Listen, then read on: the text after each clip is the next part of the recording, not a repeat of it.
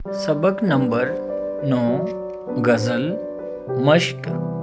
Number 1 मायने याद कीजिए।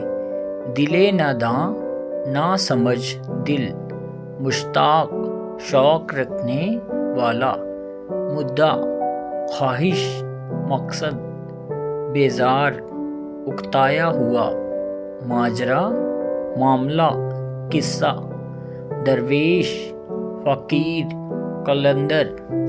नंबर 2 गौर कीजिए। गज़ल उर्दू शायरी की सबसे ज़्यादा मकबूल सिन्फ़ है। इसकी खूबी ये है कि इसके हर शेर में 2 मिसरों की मदद से एक मुकम्मल मज़मून अदा किया जाता है। गालिब उर्दू के सबसे मशहूर शायरों में हैं। उनके बारे में आम तौर पर ये कहा जाता है कि वो बहुत मुश्किल पसंद शायर थे, लेकिन आपने अभी जो गज़ल पढ़ी इसकी ज़ुबान बहुत आसान है और गालिब ने हर बात बहुत सादगी के साथ कही है। नंबर 3 सोचिए और बताइए। सवाल नंबर 1 हाँ भला कर तेरा भला होगा, इस मिसरे में शायर क्या कहना चाहता है?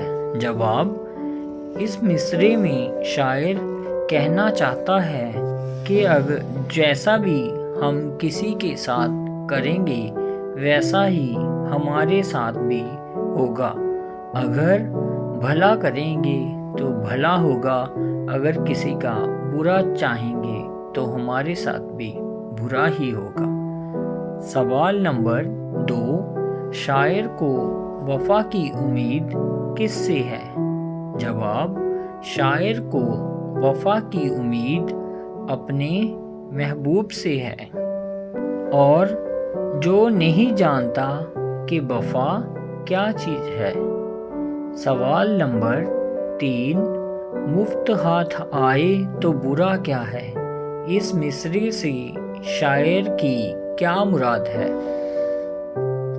जवाब, इस मिसरे से शायर की मुराद है कि हमें दरवेशों फ़कीरों की दुआएं लेनी चाहिए और ये अगर मुफ्त में मिलती हैं तो इसमें बुरा ही क्या है, और महबूब से मोहब्बत के बदले अगर मोहब्बत मिलती है तो वो हमें कबूल करनी चाहिए। नंबर 4 नीचे दिए हुए लफ्ज़ों से मिसरे मुकम्मल कीजिए।